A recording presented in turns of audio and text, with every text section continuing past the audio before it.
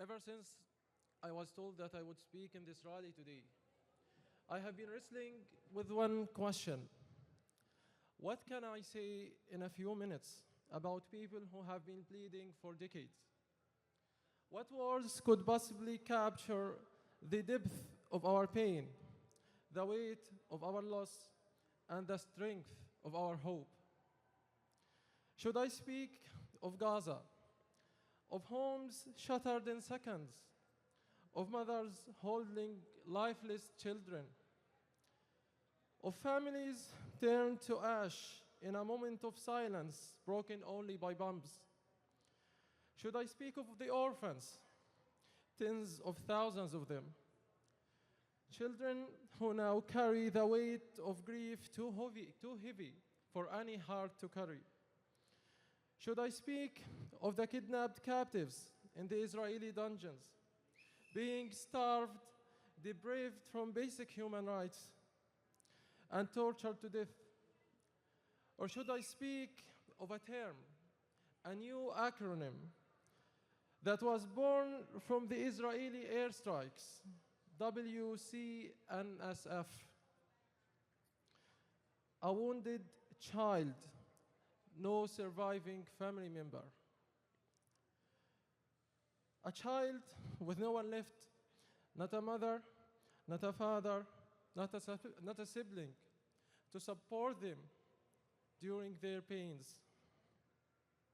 A term that didn't exist before, an innovation, a trademark of the Israeli occupation's brutality in Palestine, an invention of a new language for new crimes. Or should I speak about the pain of those of us who are living in exile, of how we wake up every morning with guilt stitched to every breath, guilt for having a warm meal, guilt for having a safe bed, for sunlight that doesn't come through smoke and ashes, living a life that's split in two. Half of us is living here with you, and half of us is buried beneath the rubble of our homeland.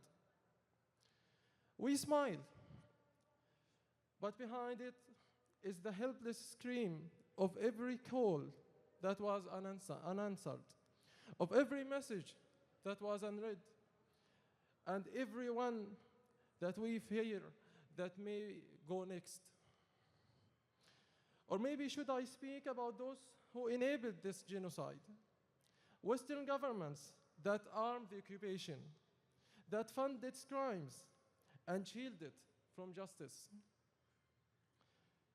Or maybe mainstream media that spreads lies, erases our pain, and dehumanizes our people. Or maybe should I speak about how the Zionists are normalizing killing children, targeting aid workers, targeting journalists, ambulances, bombing hospitals, schools, worship places, and so-called humanitarian areas, and how that is breaking and endangering every single living soul, because if the Israeli occupation can do this, then other occupations can do it to other people. Well, today I chose not only to speak of suffering. Today I chose to speak of you, the Irish people. Today I choose to speak of you because in the darkest of our nights, your solidarity has been the light. So thank you. From the deepest of our hearts, thank you for 17 long months of unwavering support, for marching when others turned away, for lifting our flag when our hands were trembling, for standing with justice, not just today, but every day.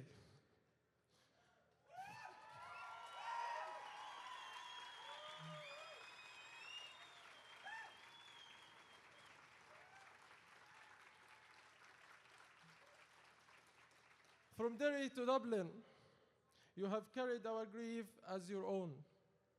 Your voices echoes in our hearts, reminding us that we are not alone. And for that, we say thanks a million for every single one of you. Thank you.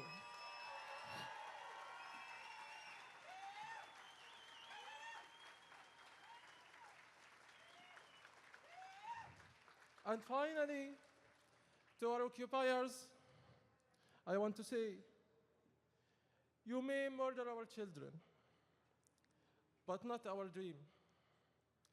You may burn our homes, but not our roots. You may erase our names, but not our cause. And no matter how many of us you kill, we will survive. And no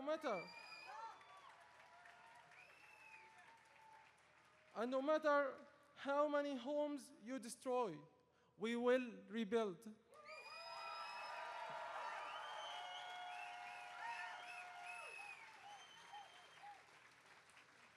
And no matter how many lies you spread, truth will prevail.